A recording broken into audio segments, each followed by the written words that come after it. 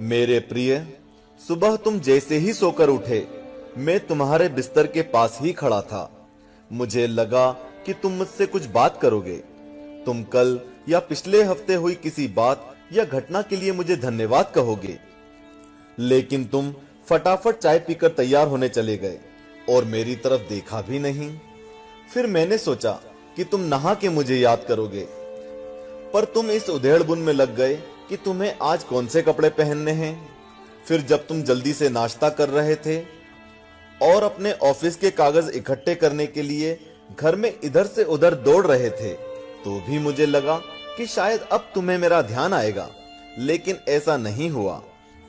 फिर जब तुमने ऑफिस जाने के लिए ट्रेन पकड़ी, तो मैं समझा कि इस खाली समय का उपयोग तुम मुझसे बातचीत करने में करोगे, पर तुमने थोड़ी देर पेपर पढ़ा और फिर खेलने लग गए अपने मोबाइल में, और मैं खड़ा का खड़ा ही रह गया।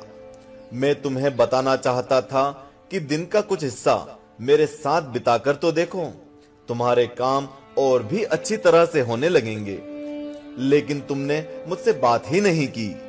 एक मौका ऐसा भी आया जब तुम बिल्कुल खाली थे और कुर्सी पर पूरे 15 मिनट यूं ही बैठे रहे, लेकिन तब भी तुम्हें मेरा ध्यान नहीं आया। दोपहर के खाने के वक्त जब तुम इधर उधर देख रहे थे, तो भी मुझे लगा कि खाना खाने से पहले तुम एक पल के लिए मेरे बारे में सोचोगे, लेकिन ऐसा नहीं हुआ। दिन का अब भी काफी समय बचा था। मुझे लगा कि शायद इस बचे समय में हमारी बात हो जाएगी, लेकिन घर पहुंचने के बाद तुम रोजमर्रा के कामों में व्यस्त हो गए। जब वे काम निपट गए तो तुमने टीवी खोल लिया और घंटों टीवी देखते रहे। देर रात थककर तुम बिस्तर पर आ लेटे। तुमने अपने पत्नी और बच्चों को शुभरात्रि कहा और चुपचाप चादर ओढ़कर सो गए। मेरा बड़ा मन था कि मैं भी तुम्हारी दिनचर्या का हिस्सा बनूं, तुम्हारे साथ कुछ वक्त बिताऊं, तुम्हारी कुछ सुनूं, तुम्हें कुछ सुनाऊं, कुछ मार्गदर्शन करूं तुम्हारा, ताकि तुम्हें समझ आए कि तुम किस लिए इस धरती पर आए हो और किन कामों में उलझ गए हो। लेकिन तुम्हें समय ही नहीं मिला और मैं मन मार कर ही रह गया। मैं तुमसे बहुत प्रेम करता हूं। हर रोज मैं इस बात का इंतजार करता हूं कि तुम मेरा ध्यान करोगे और अपनी छोटी छोटी खुशियों के लिए मेरा धन्यवाद करोगे। पर तुम तब ही आते हो जब तुम्हें कुछ चाहिए होता है। तुम जल्दी में आते हो और अपनी मांगे मेरे आगे रखकर चले जाते हो।